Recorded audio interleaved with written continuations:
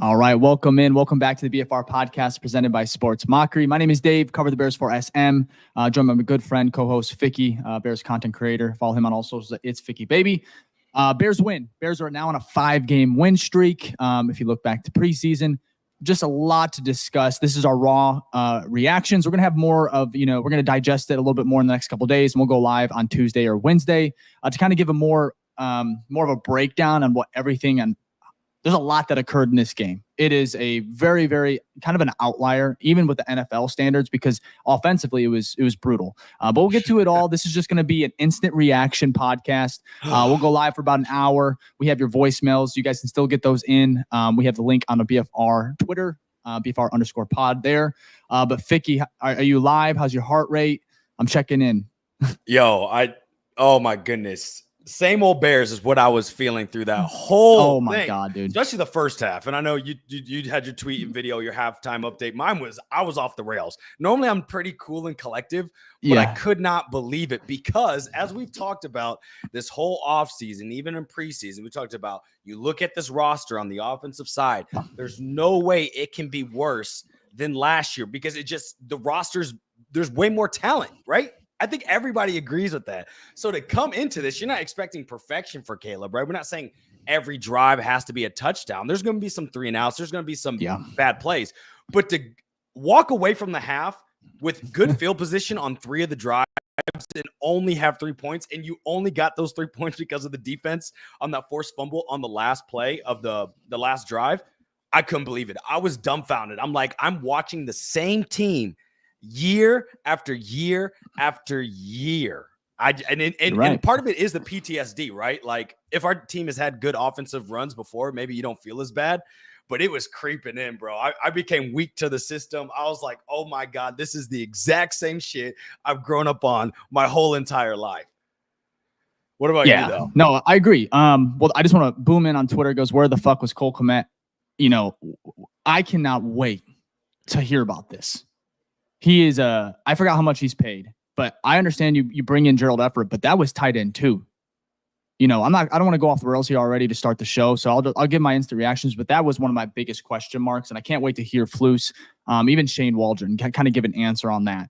But shout out to Komet. He did have a nice block on that DJ Moore. Oh, he did. Kind of screen that kind of saved the game almost. It felt like they needed that first down in the fourth. Anyways, instant reactions. I did go live at halftime. I felt like I tried to be level-headed, but I did say that the Bears needed to win this game. Reason being is you're going to Houston next week, Sunday Night Football. It felt like a must-win. Will Levis is Will Levis. We saw that. He had a good first half, but I was like, we cannot lose to Will fucking Levis. You can't. Not in this way. Going down 17-0. Caleb Williams struggled. Offensive line is horrible. I would say Jenkins, though, I got to give it's the interior because I think the tackles did a pretty good job. Darnold Wright had like a missed block in there, but like you saw that one? Yeah. That was on that little. I will look at the tackles a little bit more, but I think you're right. But just Coleman Shelton, bro, cannot start at center. He's dog shit. He's horrible. I've never seen an offensive center get blown up the way he did, and I tweeted it. I think I saw it just circulating on Twitter. A play. I think their Bears are in the red zone. Right? Yeah, it's the linebacker. The linebacker comes on a blitz and just bulldozes them over. So here's the thing, though, David. I want your thoughts on this. Okay. Coleman Shelton, interior offensive line, did not look well. But to be fair, right? Not taking away, they're going against one of the for sure. They're going against one of the best defensive tackles in the league. Jeffrey Simmons is no joke. Every team does not have a Jeffrey Simmons. There might be 3 or 4 teams that have someone like that. God, they don't. It's going to be a long game's going to be brutal. Right. So I'm trying now that we've won and I'm like calming down and like getting back to my senses. You know what I mean? I'm like, okay, there's no possible way that Cole Shelton is going to have that bad of a game again. And I wanted this guy from in the draft. I actually wanted us to go after him. Tavondre Sweat from Texas, the defensive tackle. He was a second-round pick, right? Yeah. He's a dog, right? He went He's so massive. Byron Murphy were dogs at Texas. And so I was worried like, hey, are we going to be able to hold up against him? And he had a couple plays too. So again, really good interior defensive line. That was one of our key matchups. Obviously, I think that side of the ball won, the defensive line, not our offensive side. And the question is like next week when you go against the Texans, they don't have a Jeffrey Simmons. Now they have better edge play. right? But they don't have with Will Anderson and Daniil Hunter. So maybe we're looking more at the tackles that game. But either way, it was atrocious. And that's why we could not run the ball. And that's horrible for a rookie quarterback, making him have to pass every play. Yeah, they could. You're right. The interior defensive line, I had my uncle, had some family over, friends watching this one. And I was like, during the game, you don't want to hear it, but you're like, maybe Tennessee, the interior, like you talked about, is just elite, like really fucking good, top 5. And I had that conversation, and it's possible. We got to, it's still early in the NFL season. We'll see how it plays out. But the game plan by Tennessee, their DC, like they had it locked up front. It was insane. But it's hard to give credit to the other team, especially in week 1, because you're like, we have all this time to prepare. We should be ready for this team. We were favored by 4 points, ended up covering, which is awesome. But at the end of the day, it was just a weird win. First time in 9 years?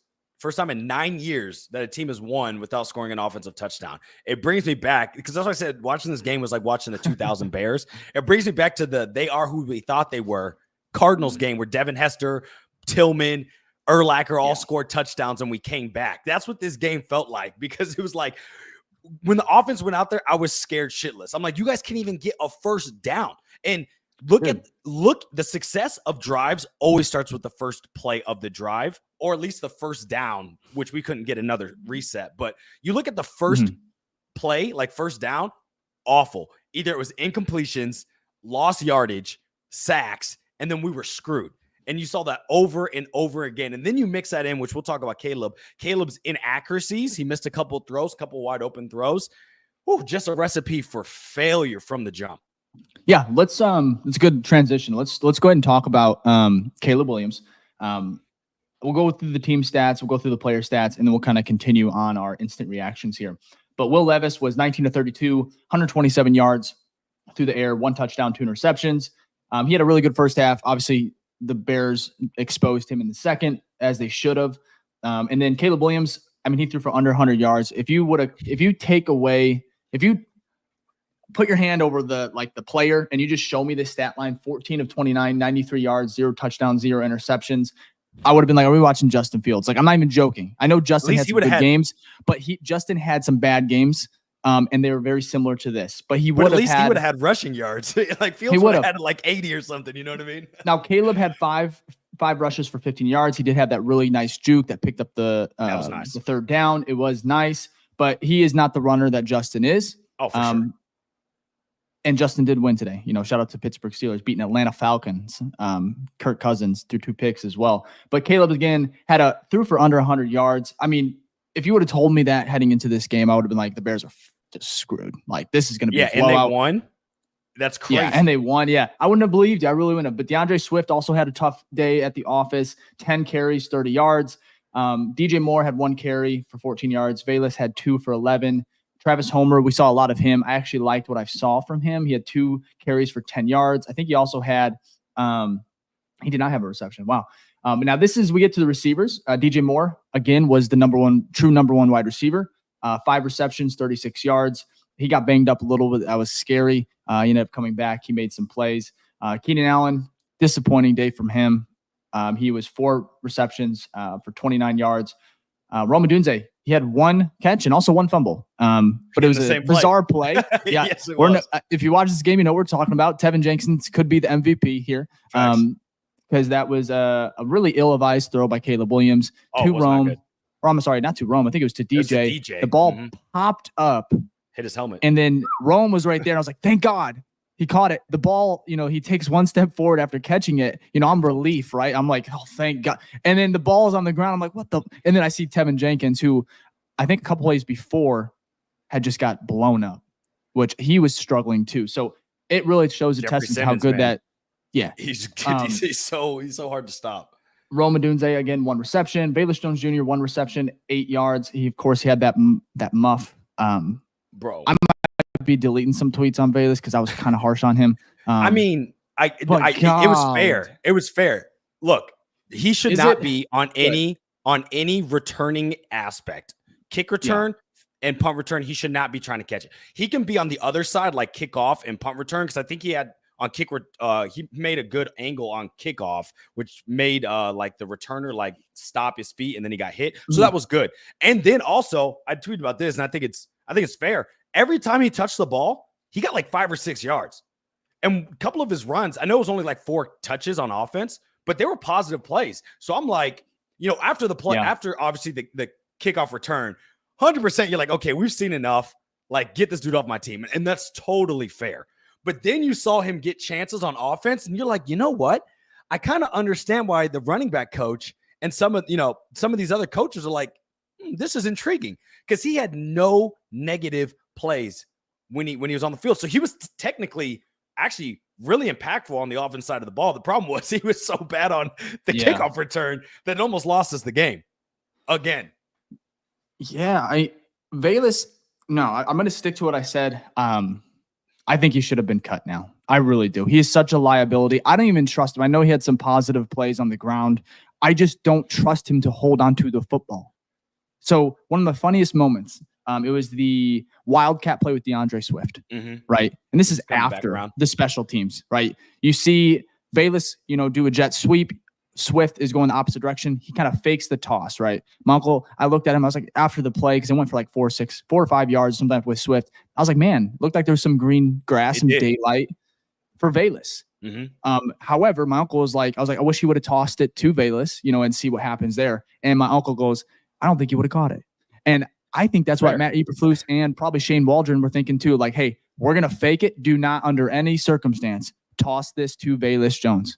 Bayless, you are just going to act, obviously fake it. You are not getting the ball, sir. And that, for me, I don't think he's too much a liability. And I understand he has some positive plays, but last year he also fumbled on some run plays or some jet sweeps. I think he had 1 or 2.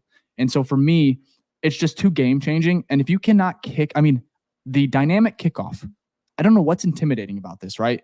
They cannot run until you catch the ball. All you have to do is catch it. You just sit back there. There's no one in your face. These guys are not running at you yet. It's not a punt return. And you can't catch the ball, and let alone it goes through and he kicks it. Hits his knee and goes. I couldn't believe it, bro. It's like there was a magnet in that ball. When that ball went into his hands, there's a magnet on the other end that drew it straight to the other team. I could not believe it. That is wild. So I totally understand it, because I've since Hard Knocks, even a little before, I've been like an advocate of like, I want to see what Bayless can do.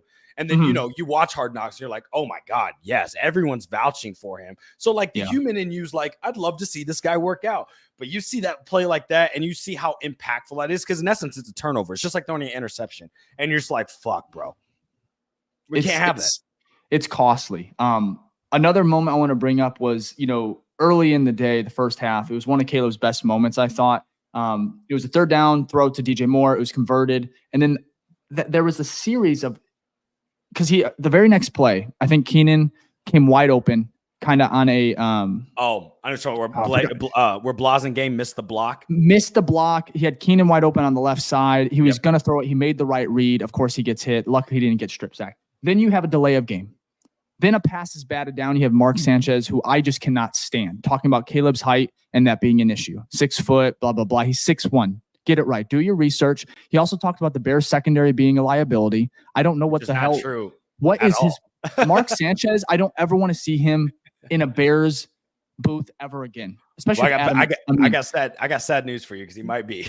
God, it was so brutal. We might get another one. Anyways, then it's followed up with a false start by the offensive line, and then a 10-yard sack. Which Caleb was sacked. Well, he had that 19 one too. I cannot wait to see the pressure rate that he had, because I guarantee you it was high, unbelievably high. For sure, one of those Cleveland Browns high. That 19-yard sack though, that's on him. Well, it's on both, because the pressure got there immediately, but you can't be. Shelton got blown up again. Oh, actually, not. That wasn't even again. That was the first time, I think, because I think that was the first possession, if I'm not mistaken, or maybe second possession. It was the second one, because first one was a 3 and out. It was the second one. Yeah. So Caleb was actually only sacked 2 times, surprisingly. But he was 14 of 29. 55.7 QBR. But if we want to kind of swing the positivity here, Caleb Williams is the first overall quarterback to win in his debut since 2002. You know who the last one was? Oh, 2002. Was it Mark Sanchez? Just kidding. That's a long time ago. Oh, 2002. I'm not even sure. But, also he's the first starting rookie quarterback, not even the first overall, to win since 2018. They've been, since 2018, rookie quarterbacks in the week one have been 0-7-1. There was a tie. I'm not sure who. And he broke that. And the last person to do it, this may not be a good sign, but the last person to do it was Sam Darnold in 2018 with the Jets. And I think he balled out in Minnesota today. He did. So, I mean, you look, it's actually funny because my girlfriend was saying, you know what? After the game ended, she goes, you know what, though? If you're going to have mistakes, at least you get to have a win, and that makes it much better for you to build off of. And I'm like, you know what? You're actually right, because Caleb looked horrible, but he came away with the win, so you feel better about yourself, and you can still work on the things that are going wrong. My thing was, we expected some of this, jitters, some of just, miscommunication that happens week one, specifically with the rookie quarterback, but I didn't expect the magnitude of it. I mean, it seemed like, and it's also, and let me know if you thought the same thing. I feel like there were so many missed passes, like inaccurate throws by him, and that has not been the case even in the preseason. There may have been like one or two, but he had a couple in the dirt. There's a couple a little bit too far, and I was like, who is this guy? This is not. No, at USC, he was very, very accurate. I would say the biggest thing, I was harsh on Caleb. He wasn't even giving his receivers a chance. There was too many overthrows, and especially in that first half, very, very frustrating. But I think it's a testament to that interior pressure he was feeling. And I am excited, or not excited. That's the wrong fucking word there. I'm looking forward to at least seeing the analytics from the pressure rate, like I just talked about, because I believe Caleb is going to be up there number one this week in week one, which is not good. Not a good start for Chicago. You're going to Houston. You just don't like to see that. But I believe he will be better. And he actually just said, basically in his presser, he goes, "I need to be better. I will be better." And I think you will be, because you cannot be worse than what they were today. Dude, you had under 100 yards. He didn't. The good thing though, what's a good thing though? He did not turn the ball over. And that was nice. That's a big thing. And he didn't get strip sacked, which I thought there was a couple moments where I was like, does he feel that pressure? Does he feel the pressure? And I think in Pearl here on YouTube, the comment, Titan defense is pretty good. What else did it say, Jack? Maybe that was it. In Pearl. Oh, right here? Yeah, right here. Yeah. The Titans defense is pretty good, though. It was good good first test. No, it was too good of a first test. Way too good. Like, can we not do that again? That was brutal. I want to call a couple other players too, because the interior offensive line was not great. That was a big part of everything. But you have, like you said, I expected Caleb to struggle. I expected overthrows. There were things that a rookie quarterback was just going to have. I even thought there might be an interception, like a dumb one or something along those lines. But to have Keenan Allen, dropping a touchdown pass, and that's unacceptable. And I understand you to get him for a 4th round pick, $21 million or whatever. I just think that right there, the Bears came away with 3, but they should have been 7 to end the half. And you get some momentum, but for Keenan Allen, who's a vet, sure-handed, one of the best in the league when it comes to route running, you saw that on display on that route right there. He got open, a great throw by Caleb Williams. You want to go and you want to punch that in for, you want to finish that play and go into the half just feeling really, really good. Instead, we all know what happened. And then DJ Moore, hats off to him. But even Rome Odunze, I know he's a rookie wide receiver. I don't know if it was the routes. Shane Waldron's kind of on the hot seat already, because it was just not a pretty game offensively on all phases, man. But you know what? I was thinking about this during the game. I was like, is it play calling? Right? Because obviously when a play doesn't work, you go straight to offensive coordinator. You go, wow, what a bad play call, right? And I was thinking, and I was like looking at some of these first down calls, and I'd be like, that's not a bad first down call. The offensive linemen aren't executing. So sure, it comes back to him. You're like, well, you can't move the ball. Well, it's like, okay, if you're put into 2nd and long, the success rate for your drive drops significantly. And then what would happen on 2nd down, we'd be forced to pass. We'd either get like 4 or 5 yards, or we would get nothing, right? Caleb would miss a throw, and we're in 3rd and long. There were so many times we were in 3rd and 8 and plus. I think our average yards per 3rd down, muted. Your average yards per distance, yeah. Your average yards on 3rd down. I know, right? Average yards on 3rd down was like 8. That is It's crazy. And that is because our first downs were so bad. I'm not saying Waldron was. There was like 3rd and 15 a couple times, 3rd and 20. Ficky, you're absolutely right. But like it'd be like, I don't know if you remember this. Swift had 2 runs, right? Soon as he got the ball, he had to stop moving because there was pressure already in his face, and he basically like got tackled immediately. Yeah. That's not play calling in essence. That's you. If someone's already at you when you get the ball, that's execution of blocking, right? And so, sure, we could probably look back, and there probably are some plays, right, that we're like, maybe don't do that. Like, there's obviously no play calls perfect. Yeah. But I think the biggest issue, and I know we keep harping on it, is this fucking offensive line. You have got to block, please. But they got I want to highlight the 4th quarter too, because the Swift, I mean, he hurdled. There was a comment here earlier on YouTube. The hurdle was insane. Also, I like the hurdle, but to keep your feet and continue to get some yards after, that's when it's like, all right, dude, that's nasty work. I love to see it. But also you saw not just in that run, but you saw DeAndre Swift kind of get actually outside and you have some running lanes, a couple. He had like 2 sometimes. You kind of pick your lane you wanted to go because the offensive line was kind of pushing. They were actually working the defensive line. A great job for against Tennessee. So you saw Swift and what the Bears offense can kind of be on that final drive where they were just running the ball. And also hats off to DJ Moore again, who kept that drive alive with an insane little in and out fake and then bounces back outside. And then you finally saw Cole Kmet, which is honestly like the first time I saw him make a good block. Block. Or not make a good block, actually be out there. He made a catch.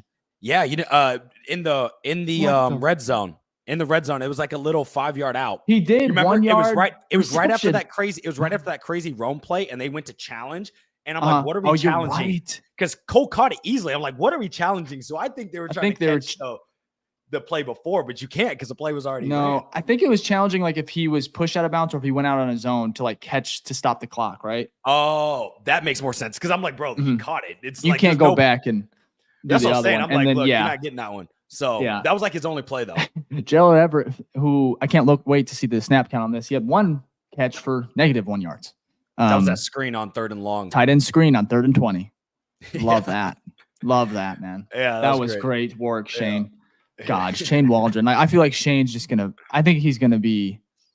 I don't know, man. I don't know. I'm not sold. Honest, I'm not. I'm indifferent. I'm okay. It's week 1 because again, look. You can call whatever play you want. If you don't execute, it doesn't matter. And you saw it play after play where, well, actually, we didn't even speak about this. Nate Davis didn't play the full game. He'd be shifted out one drive, shifted sub back in the other. So it's like you have that bench, dude. Yeah, you got the inconsistent, but then he came back. It's like he got benched, and then you saw some other plays with Bates, and then they brought him back in, and then they benched him again. So you see the inconsistencies there. We already talked about Coleman Shelton there. I mean, Tevin was doing what he can. He's still going against Jeffrey Simmons, who's a dog. It's like if you're getting so much pressure from that inside where your quarterback can't step up and you can't run the ball at all, it's like it doesn't matter what you call. You're just getting destroyed from the jump. Yeah. No. So again, right. I could be wrong. Next week we could look at it and be like, "Oh, Shane's calling some dumb plays," but I'm like, I need another data set to look at. You know what I mean? Where they don't have Jeffrey Simmons and hopefully our offensive line blocks like a little bit better. I'm typically excited to watch the all 22. This is going to be brutal. This is not fun. I think the only way that I'll have some joy from this week is watching the defense and special teams. Other than that, I'm going to watch the offense because I want to see how bad some of these reps were, especially from Shelton. Even Ryan Bates got blown up one play. For sure. Nate Davis being taken out, and then you see him on the bike on the sidelines. So that was weird.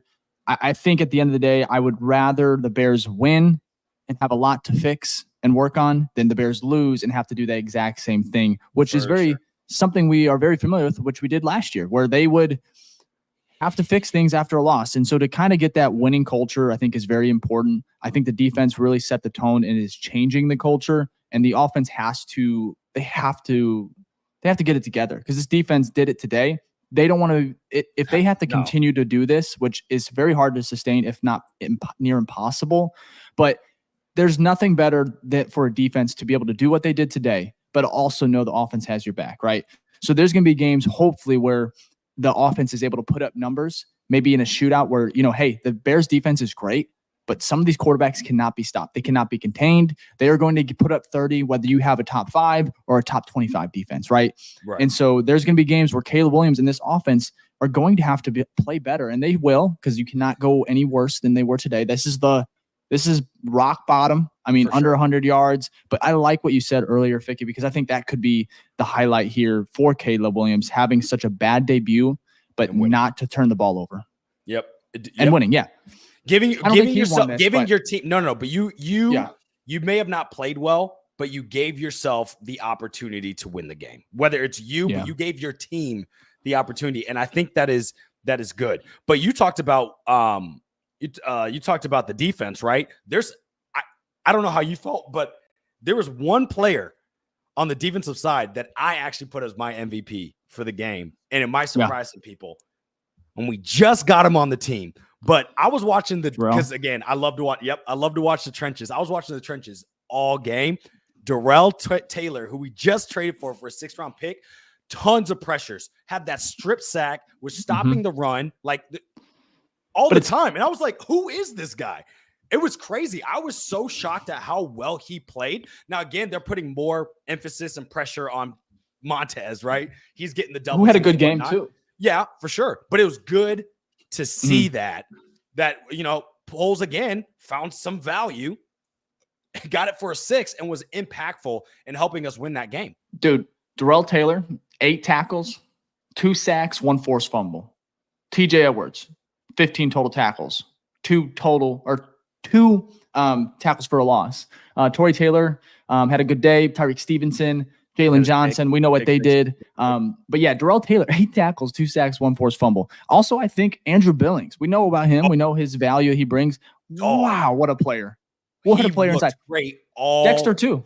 Javon Dexter. Here's my thing with Dexter, right? First half, I was like, Dexter's nowhere to be seen. And how I knew that was the case too, not just looking at stats, right?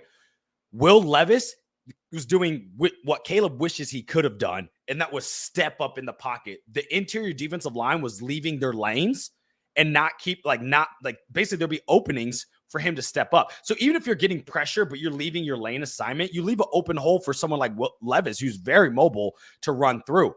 Second half was a much different story. You saw a lot more pressure, a lot more pass, especially when that right guard got injured for the Titans. Ooh, that's when Dexter started to eat. He was taking that guy's lunch, and he was smashing is not the right word. My bad. He was putting Levis in the dirt. So it was good to see that he had a good bounce back. But that first half, I was like, yo, where you at, Dex? Because you've had a pretty good preseason, hoping to see some stuff. But good to see a bounce back. Agreed. I really am excited about where the Bears are at least kind of going, because I feel like the reactions on the sideline are so important. And that was something I was watching and kind of wanted to talk about too, because Matt Eberflus, as much as we, credit him this offseason, if you're not winning games, you're going to be out of here. Simple as that. To be able to kind of keep his team together. And also shout out to the players. Everyone was engaged. Caleb Williams really, really engaged. I love his fight. He had so much emotion on just little things, right? That 2-point conversion to go up 7, jacked up, and then I think also one thing I wanted to point out was the post game from Caleb Williams. I'm not sure what Jalen Johnson said, but he came up behind Caleb while he was kind of talking to the media or the reporters, which Caleb had a great speech, showed his leadership. At the end of the day, you still got to, win, you got to produce to be in this league. So, but I love hearing that, especially after a terrible Rocky debut that he had. But I think Jalen said, hey, we got your back. And I would have to go back and kind of watch it again. And I almost tweeted it, but I have to confirm it because he kind of tapped on him and you kind of hear it a little bit in the audio, but I'm not sure if that's exactly what he said. And then Caleb goes, yeah. And I'm like, that right there, the team. And I know this is week 1, but this could easily, how many times have you seen the Bears in week 1 just hit the bed and not be able to recover? But then they do 24 unanswered. You hold the Titans to 17. They don't score in the second half. You get Jalen Johnson, pick 6, or not pick 6, but to close it out. Tyreek Stevenson, I was getting a little worried. I'm not going to lie. I almost tweeted it because I was like, he back-to-back plays. He is hand on the face mask, and then he also was just jawing back and forth. And I was like, the last thing we need, and thank you to the refs for not getting unsportsmanlike conduct.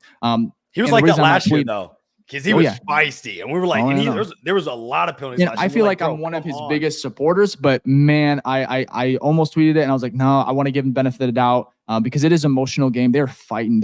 This is not how they wanted to start either, but the defense played their ass off, and then Tyreek Stevenson to be able to kind of get to that ball, because it was I don't know what the hell Will Levis was thinking, but he kind of just tossed it up there, but to that closing speed to the ball, and then Stevenson was gone. There's a funny, I don't know, on that play, someone just tweeted it. It was Icyvert on Twitter, and it's two stills of that play. Stevenson picks it off, and you see Will Levis literally on his knees like this, just like, no. I gotta. I mean, maybe I could throw it up, but it was so funny. Mid play. What are you doing? Yeah. What was like a different? It's different if you're like, let me get it to the sideline, and maybe that's what he was trying to do. But you got to throw that shit. Yeah, bro, get that shit more horizontal and less vertical. You threw it right to him. What Tennessee was doing early on in that first half to go up 17-0, it wasn't Will Levis. Sure, he made a play or two, but it was Tony Pollard. They were establishing the run and just kicking the Bears' ass and making key plays. But whenever Levis had to throw the ball, it was rocky. You had that one throw deep that Jalen Johnson actually, I don't think he didn't even know the ball was out until like he saw it floating in the air. And I was like, oh, he didn't see it like coming. But the recovery he had, I wish he would have picked it off. That would have been insane.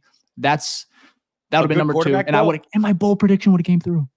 Oh yeah, it's true. Mine definitely didn't happen. Just want to make that clear. But that would have been any other quarterback, or not any other quarterbacks. There's a lot of bad quarterbacks in the NFL, but like a good quarterback, that's a touchdown. Yeah, I thought it was a good throw at first, but I don't know. Jalen did recover. He underthrew him. Though. Because if you see it again, like if you just put a little more air and go more to the back of the end zone, Ridley's catching that. And he underthrew it to giving credit to Jalen, but you gave Jalen the opportunity because you underthrew it. And I'm like, bro, you have your guy wide open. I just don't Yeah. And he's known for having an arm too. So I'm like, but again, maybe it's just the week 1 type of thing because Caleb's known for having an arm and we saw how that worked out. Right. So, I want to Titans defensive tackle Jeffrey Simmons, who had an insane day. He was asked what he saw from the Bears offense today. He goes, nothing. He went on to say they kicked 3 field goals, scored a 2-point conversion. They did nothing spectacular. What we got to do is just get the ball. I didn't see nothing spectacular. They didn't do shit on offense. He's not wrong. And he's 100% right. He has all the right to talk shit too, because he was the main reason why we couldn't do scoreboard though, bro. And one of my favorite moments was Caleb. Yeah, I was gonna say, you saw him do that, right? He was like, scoreboard. Yep. Yeah, that was hilarious. Because we won. Thank God. This could have been we'd be in a whole different situation about how we feel about this if it was a loss, because everything would be coming down because of how bad this offense played. And I'm glad the defense played well. And the special teams too, right? Cairo did his thing, hit a 50-yarder right down the middle. Dude. Beautiful. 2 for 2. Obviously, shame on me for ever doubting him. It's all right though. And then and then we saw Torrey Taylor did a good job as well in his punts. And then also we saw Jonathan Owens, the touchdown, and the Daniel Hardy block punts. Like, this I want to bring up. You know who also had positive plays on every time they touched the ball, even on offense, because they were wide receiver 4? DeAndre Carter.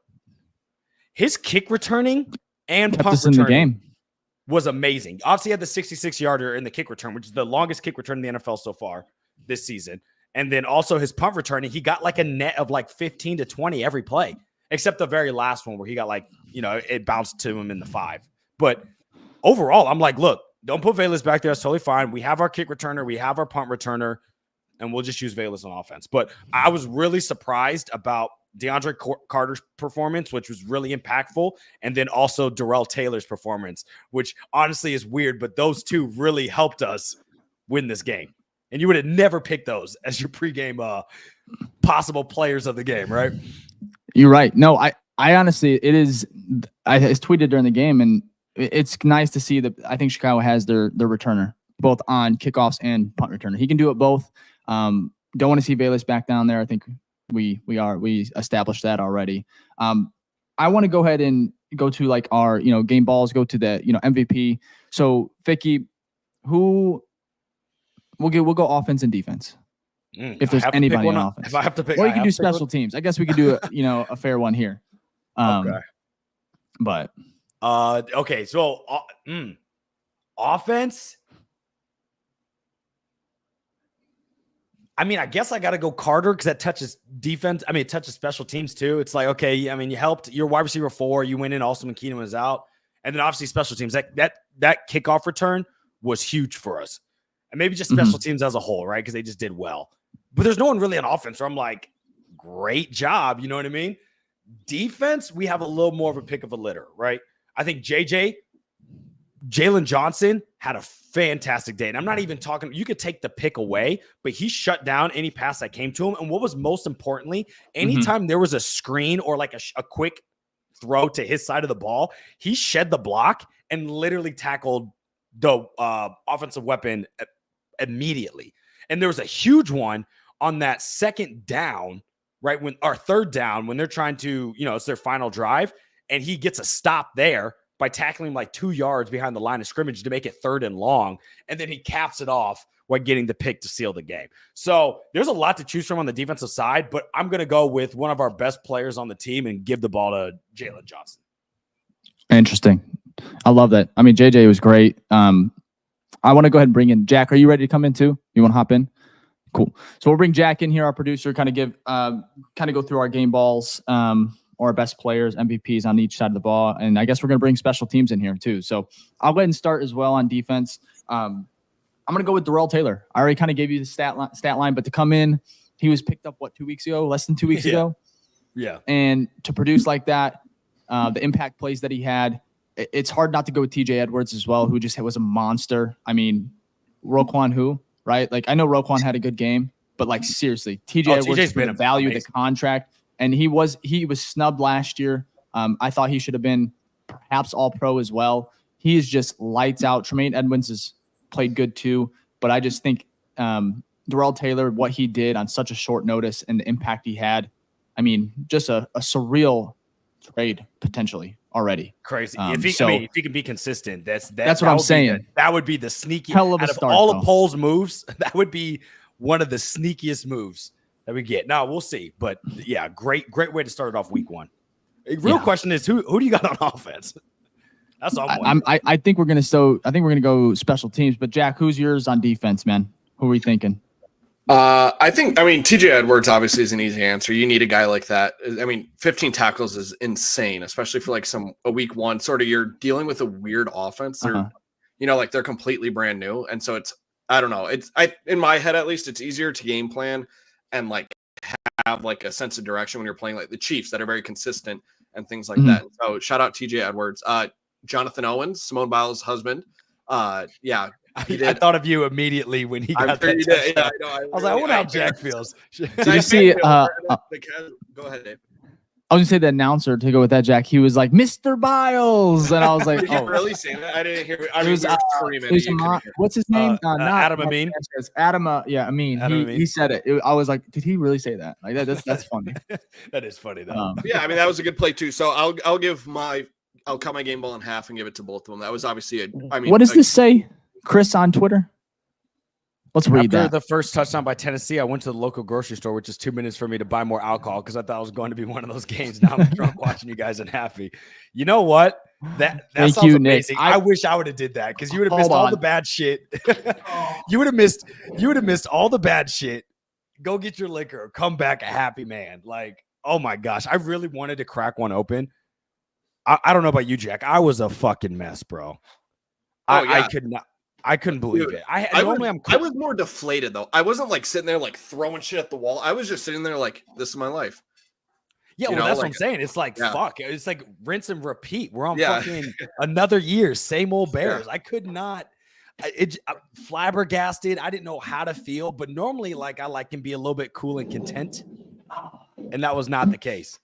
Oh, cracking up a nice little Corona. Yeah. It's better to watch. Man comes from anyways. Oh, facts. Man comes from off a boat, and now he's got the drink for a beach.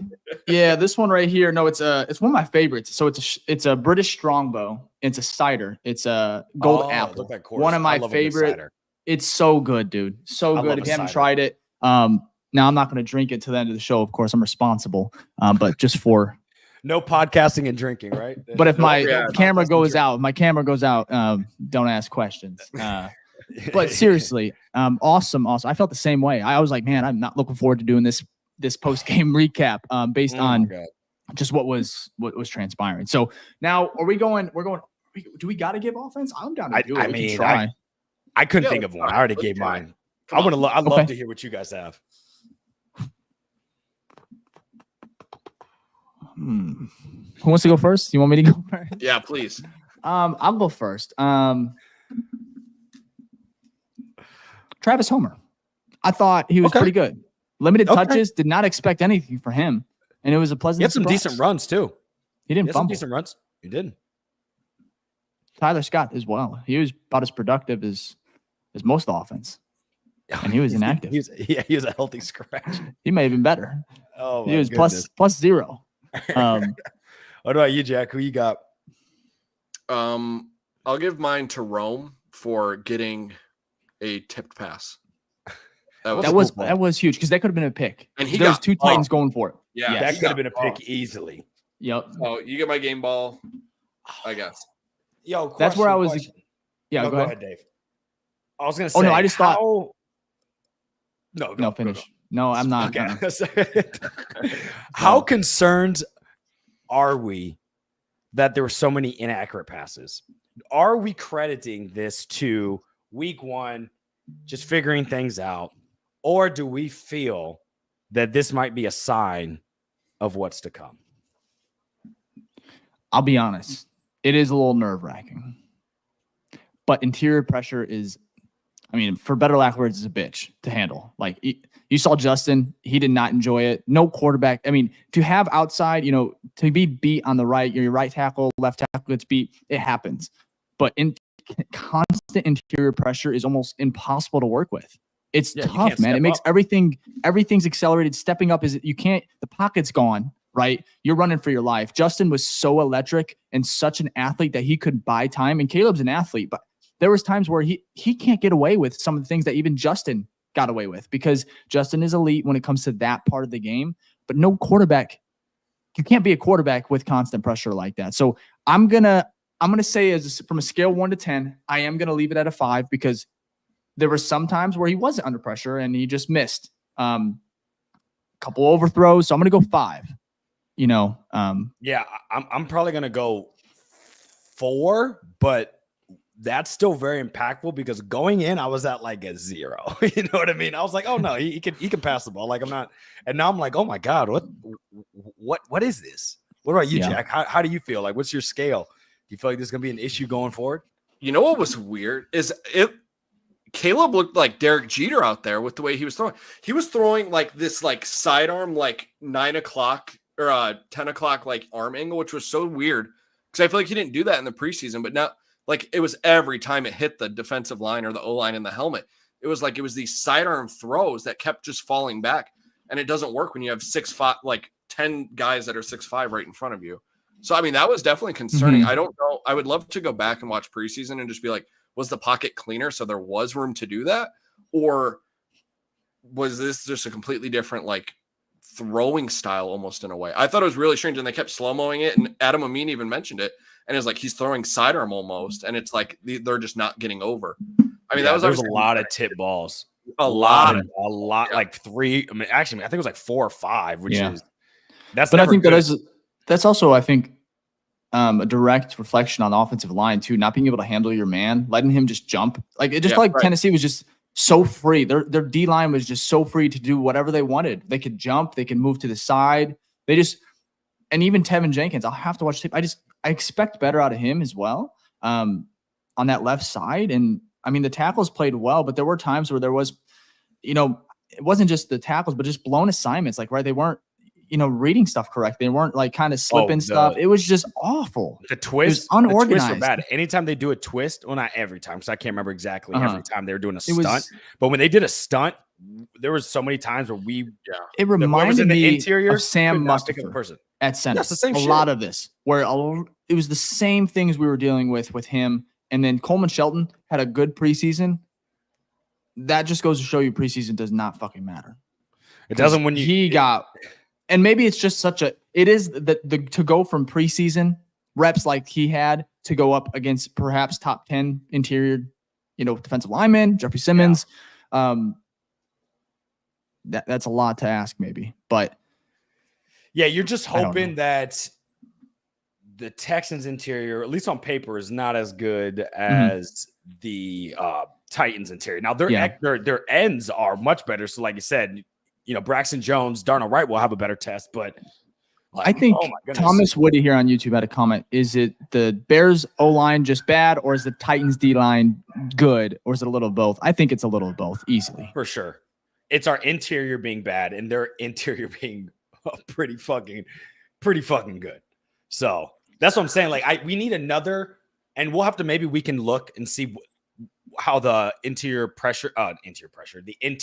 defensive lines rank like for our remaining opponents. Maybe we can see, okay, going into this game, this would be a good example of how we played the Titans, right? To see like, okay, is the offensive line going to be able to hold up to this? Because we know the weakest part of our O-line is this interior. So if we start to see it again next week again with the Texans, maybe it's like, okay, maybe there is a trade we need to make because we can't get our quarterback hit. We got to build confidence as a rookie quarterback. You're right.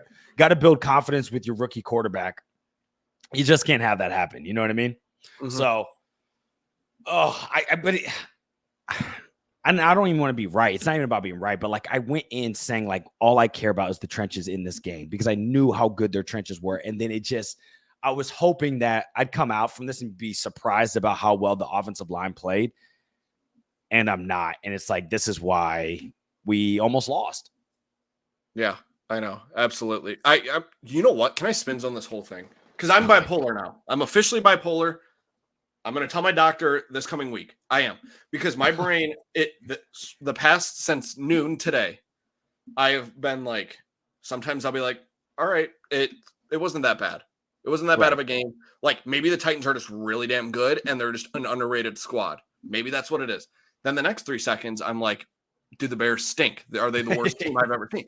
So I'm trying to, like, tell myself, like, the Titans are good. They just are. I had a lot of people over, like I said, and they constantly throughout the game were like, I didn't know they had this guy. They look pretty good here. Like, I didn't know, like, even like at, it's just, maybe they're just a good team. So that's what I'm telling myself. Defensively, harder, but I think you're right though. Defensively, I think Dave even talks about it on the pregame. We were like, on paper, they have a lot of new weapons, but on paper, you're like, they got some guys. Obviously they have Jeffrey Simmons. We knew he was good. They just traded for the linebacker, Ernest Jones, who's a really good blitzing linebacker. And I think he's the one who knocked Shelton on his ass. L'Jarius Sneed did a pretty good job, right? And he's a top corner. We knew about that. So you just look and you're like, okay, maybe this defense is surprisingly good. We didn't know about T'Vondre Sweat yet, but we were like, oh, I thought that he was going to be a good player. And so maybe that is the case. Maybe we just went against a pretty good defense. But the problem is next week, at least on paper, the Texans are a pretty good defense. Well, at least they've got names. I know they gave up like 30 points to the Colts this week and almost lost. But, I mean, they've got Will Anderson, Danielle Hunter. You've got who's that corner who's a dog? That was 2 years ago. I can't remember. But they've got some pieces on the defensive side. So you're hoping that we can, since we win against a good team this week, that next week we can do the same. You know what I mean? Like at least we're like, okay, look, we knew where our faults were, where some of our issues were with this defense. I mean, going against this a top defense. Hopefully we can take those learnings and apply them immediately to another good defense. Derek Stingley Jr. Thank you. Fucking dog. I couldn't remember his name, but hey, yeah, I love it. Let's go ahead and, like I said, let's go ahead and close it up here with our voicemails, and we'll have a lot more on Tuesday or Wednesday, kind of digest it all. But I do want to get to those voicemails before we head out here. Before we do that, let's do a little read here. If you're new to the show, thank you so much. We really do appreciate it. We go live twice a week. We do a pregame show, normally Tuesday, Wednesday, Thursday before the games, and then we do a postgame show live like we're doing now. We'll be doing it all year. So if you're here for the first time, we really do appreciate it. Also, if you're here for the first time, please give a hashtag OG in the chat. We'll make sure to give you a shout out before we end the show. That's hashtag new face gang in the chat. We'll give you a shout out before the end of the show. And if this is not your first time, you've been rocking with us for a minute, give a hashtag OG, and we'll go ahead and give you a shout out on the show as well before we end. Also, if you want to support us fiscally, we do appreciate it. We do have merch on our BFR store. That's thebfrstore.com. We have hats, shirts, hoodies, stickers, a bunch of great stuff that you can get for your fam, for yourself, your pets. I don't care. It's a bunch of fire stuff. We really do appreciate it. And then also, if you want to join our community, which is constantly growing, we do have a Patreon, which you can join for free. Or you can join our rookie and Hall of Fame tiers where we have exclusive content. We're going to be starting our Madden League up in there. We have like private Zooms. We have mailbag episodes. We do free giveaways every month. Just a bunch of great stuff for you. And any other new content, you guys will get first access through our Patreon. That's the BFR Den on Patreon. And you can find the links to both of those descriptions below. All the money to both of those, all the proceeds go right back into the show to give you guys better content so we can keep upping the show and making better things for you. So appreciate it. Give a thumbs, a like and subscribe, and back to the show. Yeah, absolutely. We are nearing almost 10K subs, so we'll just continue to keep it pumping. You guys have been amazing with the growth and the support. So let's get to our voicemails, and then we'll close it out. And of course, we'll be back later in the week. All right, Jack, you want to pull them up? Yep. This first one is from Javier.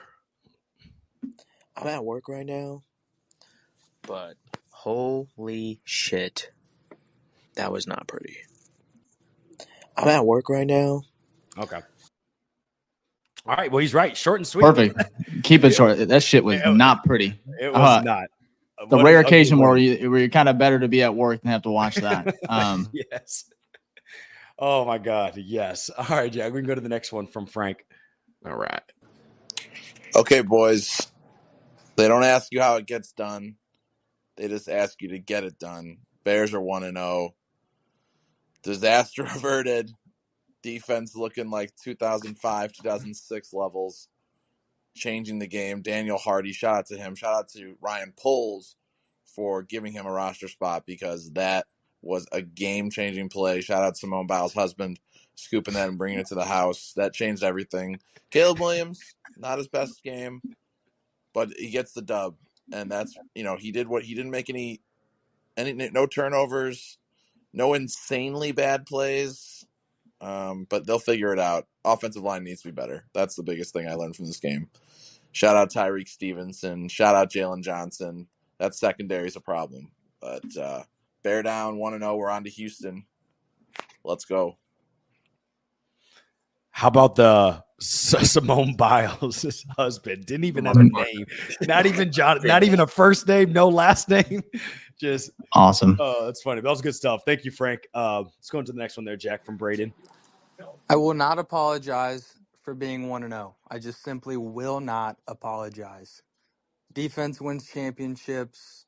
Offense needs to figure it out. Stop giving Velus Jones the ball on special teams. Yeah, that's about it. Bear down. Thank you, Braden. Spot on. I like that one. Yeah, that was good. I like all these so far, just right to the point. Love it. Keep it going. I love it. All right, Matthew's up next. Do you ever feel like you won a game, but you also lost a game? The Bears defense was spectacular today. I don't expect them to be that way all the time. And for that, our offense, our shiny new offense, has to do better. I love the comeback. The defense really, they won this game for us, but we got to do better on offense so we don't have to rely on our defense all the time so that we can be better overall. But other than that, I'll take it. It's my birthday today, so bear down, baby. Happy birthday. Yeah, happy birthday. Bears Matthew. dub. Great Bears dub. Yeah, Could've my been last worse. birthday. Yeah, no, I think I've had a couple of Bears games on my birthday, and I'm pretty sure they are all lost. So The Johnny Knox game was on my birthday. That's that's nice. Yeah, that's a fun one. Nice. All right, we got Skitsy up next. Yo, that is just typical Bears fashion. Not scored an offensive touchdown. First time under 150 offensive yards since Sexy Rexy 06 Super Bowl. We are going to the bowl, boys. We got to get Skitsy on the show. I like that. Very good mix of Yeah, voicemails today. We're going to the bowl, boys. I love that. We need Sexy that Rex. one Yeah, I shot. like that. Maybe I'm too. I don't know. I've never heard Oh, that. that's good. Oh, thank God. That was a we very won. I'm Rex sorry. Grossman-esque win today. For sure. So. For sure. Any Oh, more? we got Is Brock that it, next. boys? Yeah, we got a couple more. We got 3 more. Okay. Brock next. All right, fuck. 1-0, 1-0. Who gives a fuck how ugly it was, how disgusting it was? That offense looked terrible, but who cares? Week 1, rookie quarterback. That defense was awesome. Special teams was awesome, aside from fucking dumbass Velas, even though I kind of like him at running back. But he sucks, but not at running back. Let's go, Bears. 1-0, 1-0. Moving on. Let's go. Bear down. Hey, I'm We got to telling you. save some of these. That's a No, good absolutely. But I'm telling you, bro, Velas at running back, he was kind of nice. That's gotta be posted because that's honestly might be kind of my thoughts as well as I calm down from this shitty day from Bayless. But for sure. I think we got James next. Defense is definitely top 5 in the league. Special teams unit, they might be top 5 too. I ain't gonna lie, I was disappointed in the offense today. I know like it's rookie debut and everything, but I expected a little bit more. I mean, I feel like we got the spamming plays. Like we done ran toss right to Swift like 3 times, 4 times coming out, and I'm like, what are we doing? I don't know what happened to Cole Kmet. I don't know if he was injured or something, but I thought I was gonna see more of him at least.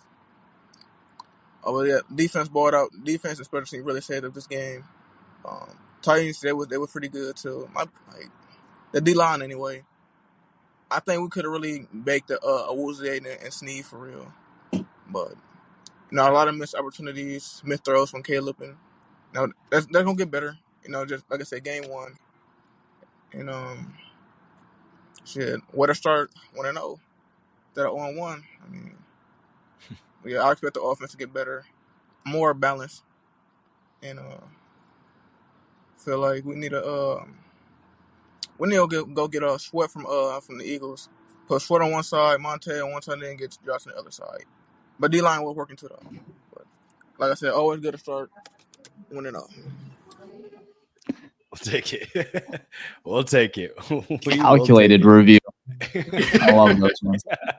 Love it. Thank you, James. This man was going. He just went through the whole game through his head. Yeah, he did. We don't even need to do a podcast post game. We just need someone to send in a long voicemail. I love it. Keep those coming, Yeah. please. Keep Appreciate those. it. No, we coming. love these voicemails. We love it. We love it. All right, let's do the final one here with Marcus. We'll end it here. I mean, offensively, that was one of the worst games I have watched the Bears play in a while. Like their worst game since that Vikings game last year. But yeah, so I mean, Caleb didn't look good. He had a lot of overthrown passes, a couple missed snaps. I'm really hoping a lot of it just came down to first game jitters. I know he was talking like he doesn't feel pressure at all. He's not feeling nervous about starting in this league, but I think watching this game, you can really tell a lot of those nerves came through today. Luckily, our defense is just so good and kept us in this game and won this game for us. So props, shout out to Jonathan Owens and Jalen Johnson and Tariq Stevenson. They all balled out today. So I'm hoping Caleb starts to figure it out within the next few weeks. He's got a really tough game next week against the Texans. That defense is going to be tough. And if he plays like he did today, we are not going to do too hot next week. But yeah, so, I mean, here's hoping we look better next week. Bear down. Yeah, we got to play a lot better. For sure. Against the Texans, yes, we have to get more than 100 yards on offense. That is for sure. We might need a touchdown or two, I think. Yeah, to even have a chance. Well, so first of all, thank you for the fire. voicemail. Those are very good voicemails. Appreciate y'all sending those in. Before we get to our shout outs, I want to go ahead and end the show. Going back and reviewing our bold predictions and our final score predictions. We're going to hold each other accountable. This is game number 1. It isn't pretty, boys. We have Jack. Your bold prediction did not come true. Roma Dunze was not the leading receiver, and he could have been very easily. Just had to get 38 yards, I believe. So, yeah. Okay. Yeah, that's I was about to say that too. I'm glad Dave said that. I'm like, he could have been, because it took one throw. It would take one throw that's not even half the field, and it would have taken it over. Easy. I mean, it still would. I still wouldn't have really counted as a bold prediction, because it's like you were like, no, this man's getting like $150, I think, and like 2 touchdowns. That was not part of the sheet, though. That's fair. No. Let me finish. Vicky, Swift, 2 touchdowns. Wow. It did not happen. Jalen Johnson, 2 interceptions. Did not happen. It's close. He got one though. Close. He could have caught the other one. But that's why he's not getting paid big bucks. Just good bucks, True. right? No, he's such a good corner. Don't throw to Jalen Johnson. Now, final score predictions. Jack, I don't even want to read yours, but 38-10. Bears did not come to fruition. Vicky, 27-17. Close. And I continue my hot streak here. Just kidding. First time 1-0 to start the season. Hey, first time ever. 24-17 Bears. Obviously, that was the final score. Got real lucky there. But yeah, we'll move on to next week, and we'll see kind of what we can do. I don't know. I think I'm gonna pick. We'll save it for the next. We'll wait. We'll wait when we do our preview and give I our think my predictions, emotions are still all over the place. I need to give me 24, 48 hours, and I could probably convince myself the Bears are winning. We'll see though. Take much. It really doesn't. Yeah. So, all right, Jack, do you want to go through the shout outs real quick before we end the show? We have any? Okay. Thank you. We got Plastic Rockets here on YouTube. Hashtag OG with the bear down. Let's go. Anything else? We got In Peril with Bolt. We love that as well. Appreciate it. That one always cracks me up. Yeah, that one's hilarious. Gage here with the hashtag Nervous OG. What's up, Gage? What's up, Gage? I think that makes 3 of us. Michael Beresford with the hashtag OG on Twitter. Appreciate it. Giovanni Garcia with the hashtag OG with a bear down. Appreciate that. We got Thomas Whitty with the hashtag old OG/New Face Gang. Oh, hell yeah. Bear down. Welcome, Thomas. Welcome. And then Michael, this is the same one, I think. Hashtag OG, great defense, offense needs work. Couldn't have said it better myself. And then Chris Kenyon with the hashtag New Face Gang on Twitter. We appreciate it. Love seeing new faces in here. I know. Wait, time out. We got to read this. Malik Willis would destroy this Bears team. Okay, Tyler. It's possible. Let's pump the brakes a little bit. It's possible. Bro, he was on the way that Bears offense played, man, I think we could be in for an ass whooping, because that Bears defense is going to get tired if they have to continuously do what they did today. For sure. Along with special teams. But Malik Willis, I ain't scared of him. I want Jordan Love. Well, we will get Jordan. He's only out 3 or 4 weeks. Actually, just kidding. I really don't want Jordan Love. And that offense looks pretty damn good. Jordan Reed. Woo, he had a good game. He looked real dominant. So, but hey, we don't have to worry about that for like months. So, Jaden Reed, is that what you said? Jaden, yeah, Jordan? Sorry. Yeah, I was like Jordan. But put some respect on Jaden's name. No, Jaden's the dog, man. That Packers offense looks good. But hey, only up from here. We'll be back later in the week. We do have a really cool guest coming on the show. I'm gonna save it. It's gonna be a surprise. You guys may be familiar with it, may not. Either way, it's going to be a really good episode, and we'll look forward to Houston. And of course, we'll have kind of like a film room episode to kind of digest this for next 48 hours, go through the tape, and then have more of a balanced, review or like post-game takes. Because like I said, this is our initial reactions. Thank you for joining us. Had a lot of people in the chat. It was very active. And we'll be back again. But shout out to our sponsor, Sports Mockery. Fanatics, we would not be able to do this show without them. And of course, you guys that support the pod as well. So hit that like button one more time before you get out of here. And we'll see you here in the next few days. Peace.